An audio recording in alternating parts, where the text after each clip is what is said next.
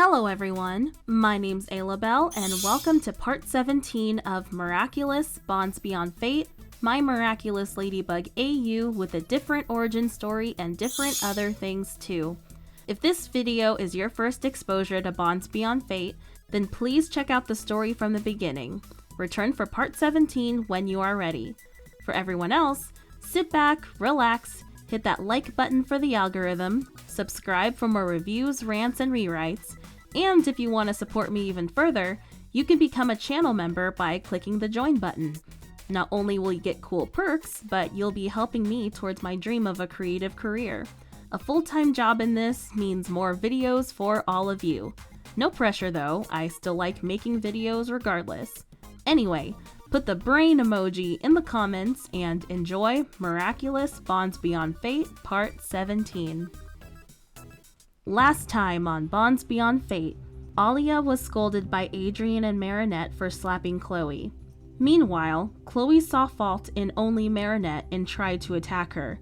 Alya defended her friend, however, and Chloe and Alya ended up in a full-on brawl. After Adrian and Nino broke up the fight, the principal, Mr. Damocles, stepped in and prepared to punish Alya for initiating the fight. This was when Miss Bustier came in to offer a different consequence. And now, the story continues. When Miss Bustier, Chloe, and Alya arrived at the classroom, the teacher shepherding the teen girls inside, both were unsure of their fate. This day had been a complete roller coaster for everyone, and the ride wasn't even over yet. Miss Bustier stood in a relaxed stance in front of her podium as she waited for the girls to get situated before her. But just as the two of them got into place, Alya politely raised her hand and spoke up. Miss Bustier? I'm really sorry about this. I've been trying to ignore it, but I just can't anymore. Would it be okay if I cleaned up a bit and put my gym clothes on? I feel super gross. After trying to help Marinette fight off the broken faucet and having loads of flour dumped onto her, Alya looked like a doughy mess. Huh. Serves you right, honestly, Chloe snidely said. Chloe, Miss Bustier scolded before addressing Alya. I can imagine how uncomfortable you must be. Can I trust you to come right back afterwards? Alya nodded. Of course. After all, I am already on thin ice here. Then you may go. And Alya, I don't want you to take this as an opportunity to socialize. You'll have plenty of time to check up on Marinette and your other friends later. Wash yourself up and then come right back, okay? Understood. Alya began to walk away. Feeling that tug of guilt that she had experienced earlier, she then stopped and turned to face her teacher. Oh, and Miss Bustier? I'm sorry. Miss Bustier gave her a small sympathetic smile. I know. Thank you, Alya. Just as Alya had cleared the door, Chloe said, Oh, hold on, Alya. You dropped something. Chloe caught up with Alya and reached down to pick up the unknown item from the ground. With a bit of skepticism, Alya asked, What did I drop? Chloe stood back up and whispered in her ear so that their teacher couldn't hear. Your mother's job security. I hope she enjoys unemployment. Feeling her stomach drop, panic arose in Alya as she gasped in alarm, her eyes widening in fear. In an interesting set of circumstances, Alya's mother, Marlena, worked as the head chef of the hotel that the bourgeois owned and lived in. She was a very talented cook and well-renowned in the culinary world, a source of pride for the bourgeois for sure. However, since the youngest bourgeois, Chloe, seemingly has her father, the mayor, wrapped around her finger, she'd simply need to make a complaint and he'd likely do whatever to make it right, no matter how ridiculous. This is what Chloe believed anyway. To her, that's all her father seemed to be good for, buying her stuff and keeping her happy and out of the way. Would he actually be willing to fire his prize chef just to appease her? Good chance. After all, with their money, they could easily find some other talented chef who would be more than willing to work for such a prestigious family. Knowing Chloe's thought process, this idea horrified Alya. Seeing the panic overcome her adversary, Chloe took a step back as she grinned coldly at Alya before slamming the door shut in her face. Being acutely aware of Miss Bustier being in the room, Chloe, pretending to be appalled with her actions, audibly gasped and reopened the door ever so slightly just to speak to the person on the other side. "Oh, my goodness, I am so sorry for slamming the door on you, Alya. Sometimes I don't know my own strength. Go get cleaned up now, okay?" Shutting the door more gently, Chloe turned around with a sweet smile and approached her teacher's podium. "You can drop the smile, Chloe. I already know it's fake," Bustier said sternly. Chloe giggled. "Oh, it's not fake. They say that forcing yourself to smile will eventually put you into a good mood. So right now, I'm trying to make myself positive enough to receive the brunt of your complete and utter betrayal." Miss Bustier sighed. "Chloe." The mask instantly starting to crack and grin beginning to tremble, Chloe spoke through her teeth. "I had everything under control until you just had to tell Mr. Damocles to go and watch the video." "If you're truly innocent, then you should have nothing to hide," her teacher told her. "Do you have something to hide?" Completely dropping the faux positivity, Chloe crossed her arms in a huff and turned away from Miss Bustier. Of course not, but just as always, no one will see it that way. All because of little Miss Perfect Marinette's ability to skew reality in her favor." Putting on a high-pitched mocking voice, she added, "Oh, what's that? Marinette Dupanchang is in the video? She must be the good guy here. She could never do anything wrong. Chloe is the monster. Let's blame her." "We weren't even talking about Marinette," Miss Bustier said. "How did Marinette come into this conversation?" "Because she's always involved when things go bad for me. It's just so... ugh." With a little bit of a defeatist tone, Chloe then said, "It doesn't matter what you see in the video. No one will ever have the full story. Like I said, I'm the victim." Frowning, Miss Bustier took out her phone and scrolled a bit, tapping a few times along the way. She then held up her phone screen towards Chloe as a video began to play. Still having her back towards her teacher, Chloe only heard the audio. It was all too fresh and familiar. "Everything is all your fault. You're nothing but a witch, an ugly evil witch who uses her magic to bewitch everyone. I wish you were gone, Marinette Dupanchang. I hate you." Chloe scowled. "That doesn't prove anything." After fast-forwarding the video, Miss Bustier held up her phone again. "This is all her fault." The present Chloe growled as she turned to face Miss Bustier. "So what? What are you even trying to get at? Did you conveniently skip past the part where Alya slapped me? She should be in trouble here, not me." Giving a bit of a sad sigh, Miss Bustier reached out for Chloe's face with gentle hands. "I did see that, Chloe, and I'm really sorry that happened to you." She inspected the girl's face, lightly brushing her hand over the reddened spot. "I honestly should have asked this first. Please forgive me. Are you all right?" Chloe winced with her teacher's touch. "It really hurt, and it still kind of does." "Do you need any ice?" Reeling backwards, Chloe held her cheek protectively. "What? Ice? That might make it sting more." "It'll probably give you some relief. At the very least, it'll help the swelling go down." "My face is swollen?"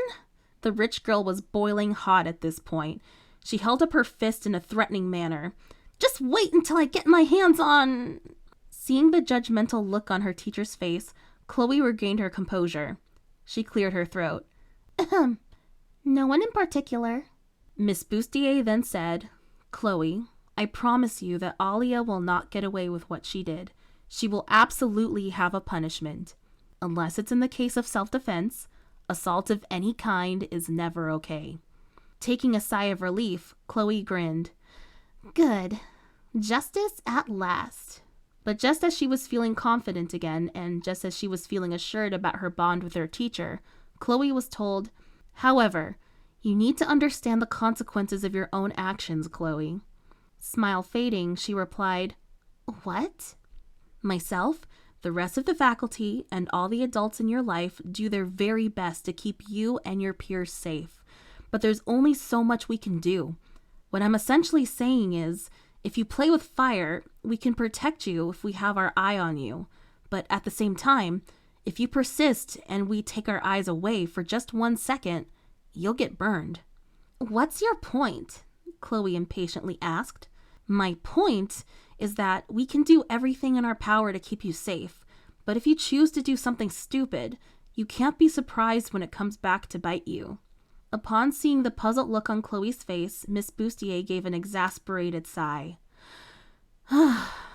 You've been messing with poor Marinette all morning, so you can't complain when you're met with retaliation at some point. Chloe gasped. You don't honestly believe that I'm the one who pulled all of those nasty pranks, do you? I would never stoop to something so convoluted and petty. Miss Bustier shook her head in disappointment. You know this school utilizes security cameras, right? I already saw everything. Chloe's air of entitlement immediately fell as she was caught completely off guard. Security cameras? Since when? Now paranoid, the girl frantically searched in the upper corners of the room. I don't see any cameras. Are they hidden in the walls or something? Darn it! I should have known a school like this would have security cameras of some sort. Actually, we don't. Well, we do, just not in the classrooms quite yet. They're more so at the entryways of the school, in the cafeteria, and some hallways. But hopefully we'll get some more installed soon. Wait. There aren't any in this classroom? Nope. Did you just trick me to get a confession? Chloe's volume rose with her accusatory tone. How could you? Giving her a stern look, Miss Bustier replied, You have no right to be upset. You are the one who betrayed my trust when I left you alone in here while I went to get some coffee. You vandalized my seats to torment another student. Chloe scoffed. I'd hardly call that vandalization. The paint is the exact same color as the bench. Once it dries, you'll never know the difference. In fact, I probably did you a favor since those seats were looking a bit lackluster anyway. So I renewed it for you. You're welcome. Miss Bustier facepalmed in aggravation. Please don't try to add a positive spin to all of this. Chloe kept going. In any case, you've only got me on the bench prank. You can't prove I had anything to do with Marinette's locker or the faucets in the bathroom. Alarmed, Miss Bustier's eyes shot wide. The what and the what? I didn't even know anything about those. Oh! You didn't? Chloe chuckled nervously. Well, neither do I. Groaning, Miss Bustier stretched her neck back in frustration, and with a bit of a whine in her voice, she pleaded, Chloe, I'm really trying my best to help you out here, but you're making it really difficult. Why are you making such a big deal out of this? They're just pranks. Harmless pranks. It's not my fault Marinette and her posse have no sense of humor. It's not harmless if it makes someone want to slap you and cause you pain, Chloe, Miss Bustier retorted. Chloe grimaced and looked away. It's not harmless if your prank makes someone want to cry, or if you ruin someone else's property. You didn't do these things for a quick laugh. You did them to hurt Marinette. Still avoiding her teacher's eye contact, Chloe responded, That's a pretty big accusation, don't you think? Perhaps, but your record supports it. My record? Feeling a bit unsure of her decision to discuss this sensitive topic, Miss Bustier hesitantly proceeded. Chloe, when it was discovered that you would be attending the same school as Alya and Marinette, all of your teachers, myself included, were informed of past mishaps. Upon hearing that, worry struck Chloe's inner being. She bit her lip nervously. Miss Bustier continued, The powers that be were convinced that you should have no contact with the two of them, but I wanted to believe in your potential to grow and blossom, and I still do. Seeing the young girl's distress, Miss Bustier approached Chloe and put a reassuring hand on her shoulder. You're so young, Chloe, that I believe you have time and can bounce back from anything. So I advocated for you all to be in my class together. I don't regret my decision, but I do regret not having done more for you. For all of you. Without looking up at her, Chloe spoke in a monotone. Is that why you let me stay with you during lunch and nutrition so often? Because you saw me as broken? As someone who can be fixed? No, of course not. I do that because I want you to feel seen, heard, and safe. I want you to know that I support you and take my role as your teacher seriously. Chloe shoved her hand away as she spoke with an accusatory tone. As if! You're not supporting me. You're backing up Marinette just like everyone else on the planet does. Exasperated, Miss Bustier retorted, I'm not backing... Ugh. Chloe, do you even hear yourself? Why are you only focusing on Marinette when Alya was involved as well? Because it's all her fault. What's her fault? Anything. Everything. You wouldn't understand. Chloe dropped into a squatting position as she covered her ears with her hands. She closed her eyes tight and bit down hard with her teeth. A bit surprised from this reaction, Miss Bustier's heart hurt for Chloe. She had only met the girl at the beginning of the school year, and even after being debriefed about the situation, the full scope of its messiness couldn't be felt until she was smack dab in the middle of it. Chloe was right, though. Bustier didn't completely understand what was going on and why. Whatever was happening, it was more complex than a bully and victim situation. The longer this exchange went on, the less confident she felt in being able to fully help her. In fact, Bustier was feeling pretty useless at the moment. Squatting down to meet her, Miss Bustier rubbed a comforting hand on Chloe's back. Chloe, sweetie, have you considered going back to therapy? Chloe's eyes shot wide open when she heard that. I know you went for a little while when you were a little girl, so... No, not therapy. I don't need it, Chloe yelled. But, Chloe... No. I'm a bourgeois. I'm not weak. I can handle anything. I am not a disappointment. I'm not crazy. Disappointment? Crazy? Of course you're not any of those things. Did someone tell you? Chloe sat up with a burst of energy. Just look at me. I'm Chloe Bourgeois. I'm beautiful, smart, elegant, and completely exceptional. Chloe was forcing herself to sound more upbeat and positive. I'm the daughter of Paris's brightest star, Audrey Bourgeois, and just like her, I can handle anything. I am perfectly poised and perfectly all right. Yup.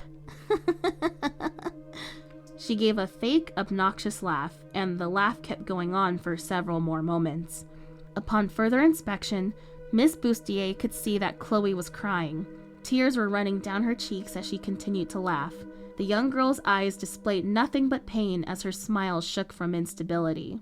Without giving it much thought, Bustier reached out and brought Chloe into a warm hug. The laughing stopped. Chloe just sat confused as her teacher's embrace tightened. It didn't take long for the walls to fall and for Chloe to succumb to her misery. She broke down into complete sobbing, and the two of them just sat like that for a few moments, not a word being exchanged between the other. Eventually, Chloe spoke through her tears. Please, Miss Bustier, don't make me go to therapy. My mother wouldn't even see me as her daughter anymore.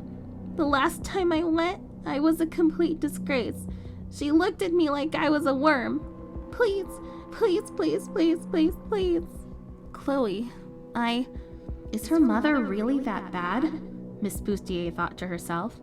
I hear almost nothing of her beyond her exploits in the fashion world. All I know is that she's absent in Chloe's life, and that she left one heck of a mark on her. As far as her father goes, he's barely ever around. I get that he's the mayor and is super busy, but he's got to make time for his daughter. Bustier loosened the hug and separated a bit from the girl. Chloe looked up at her with her big blue pleading eyes. Bustier's frown deepened.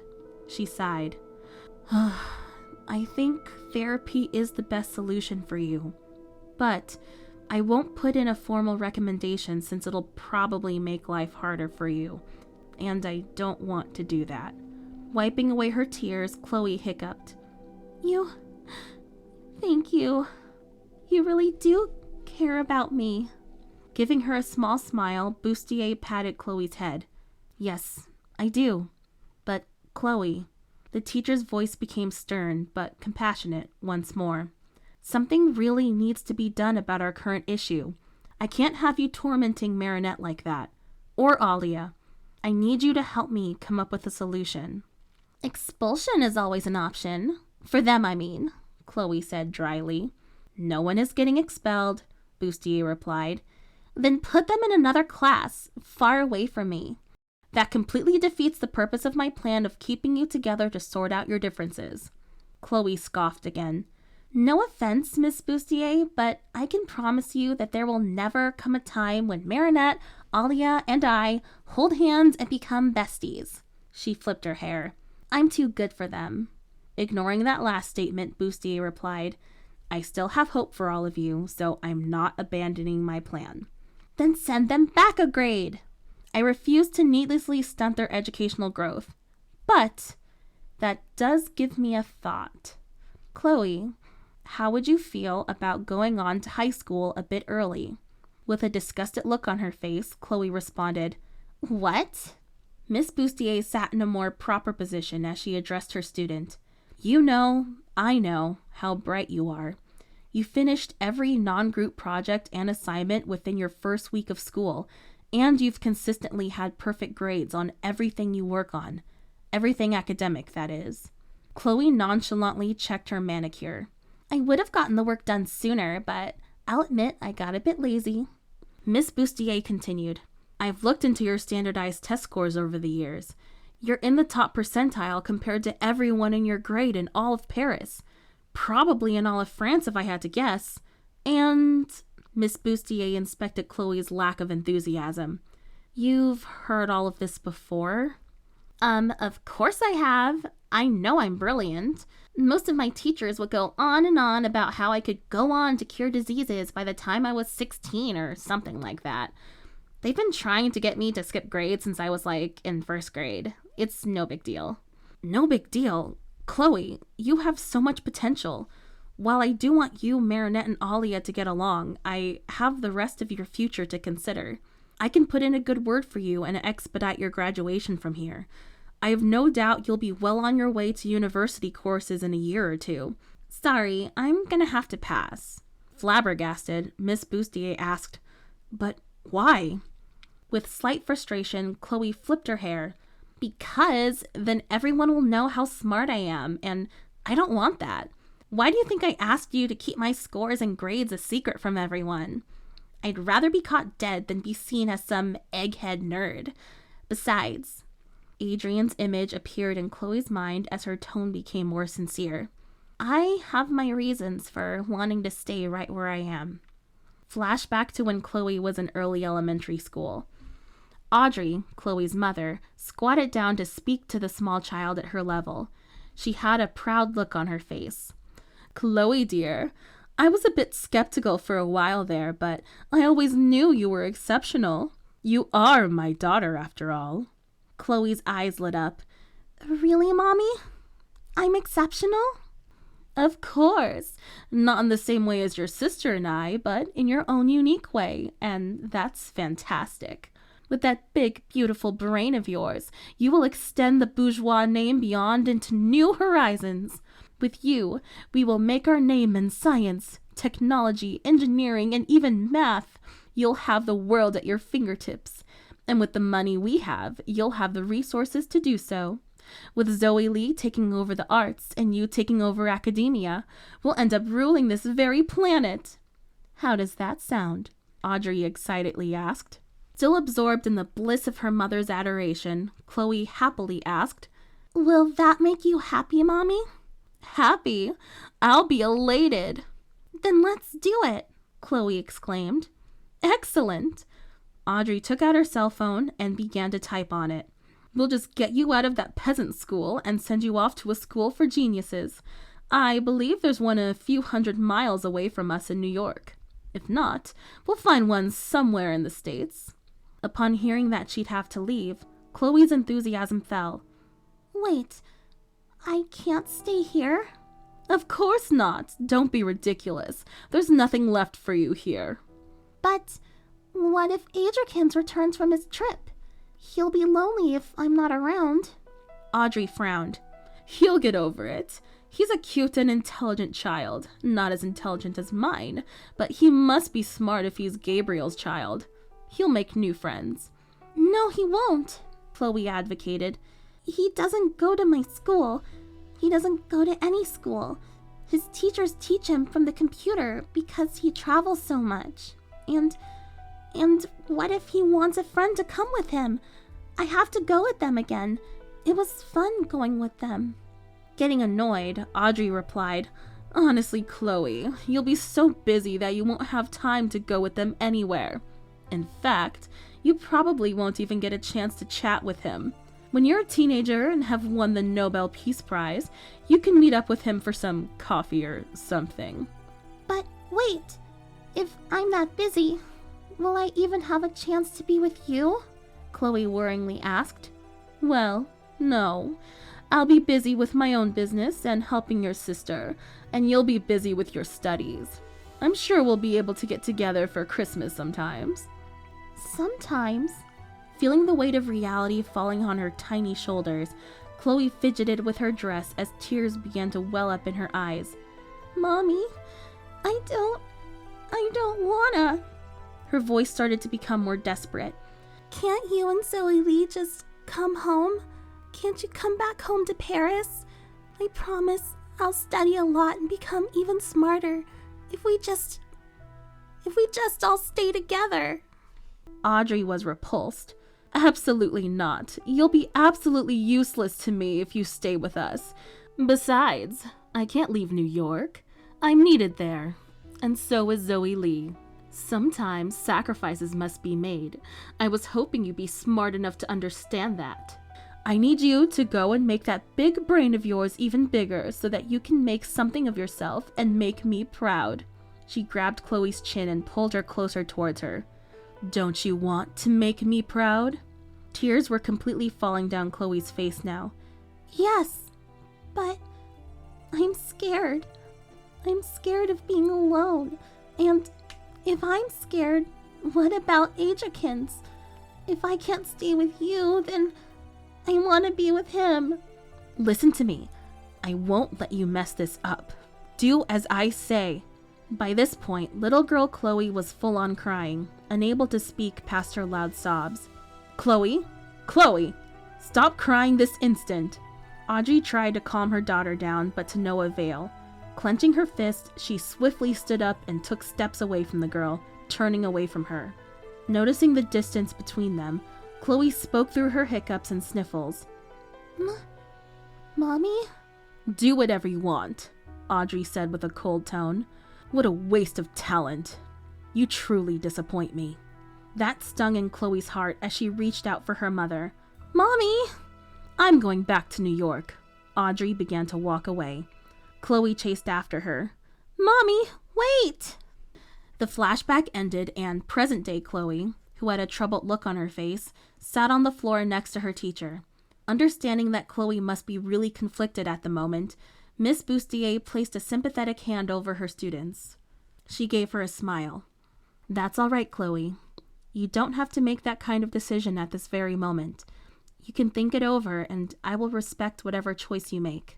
Still in disbelief of her kindness, Chloe's lips trembled as if she were about to cry again. She then shook her head, trying to force the tears away. She changed the subject. So, what's my punishment? What? I pulled those pranks, tried to attack Marinette, and got into a fight with Alya. You said there'd be consequences, so what is it? Completely surprised by Chloe's showing of maturity, Miss Bustier brought her mindset back to the original reason for their meeting. Clearing her throat, the teacher stood up and put on a more authoritative tone. Yes, well, since you refused your right to therapy and refused the most productive means of separating yourself from your triggers, I have no choice but to enforce a more traditional punishment. 2 weeks suspension. Chloe sighed. Yeah, that sounds about right. But wait, you aren't going to tell my parents, are you? Chloe, you got into a physical fight and vandalized school property. I am ethically obligated to let your guardians know. In a panic, Chloe stood up to plead her case. No, you can't. My mother would definitely disown me if she found out.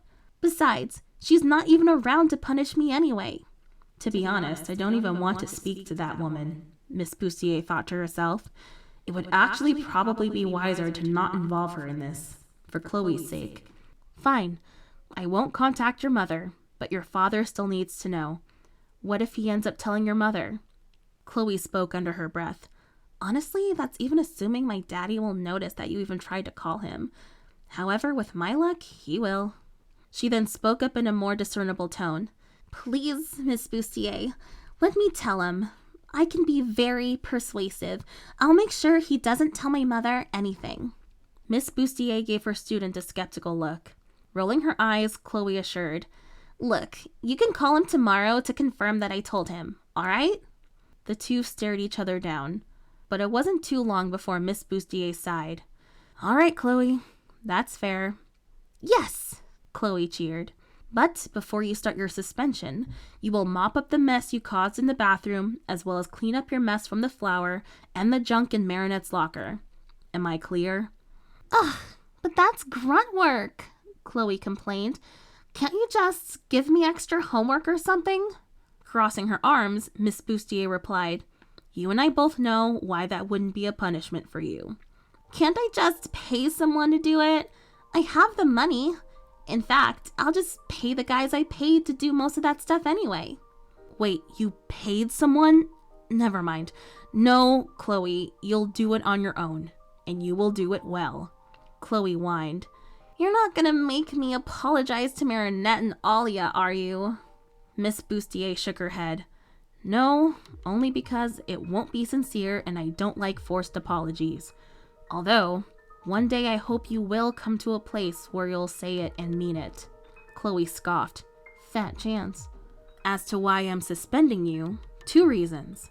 1, I want to make sure that Marinette is safe, and I'm not sure you're in the right headspace to be around her right now. And 2, I want you to take the time to reflect on your actions and hopefully do some much needed healing. I want to see a completely new Chloe when you return. Puzzled, Chloe asked, What the heck is a new me supposed to look like? Miss Bustier smiled confidently. I'll know. And you will too. Chloe sighed and rolled her eyes again. Whatever you say. Without warning, Miss Bustier pulled Chloe into a hug again. While at first she was surprised, Chloe quickly accepted it with a smile and hugged her teacher back. But as for now, that's all there is. There isn't any more.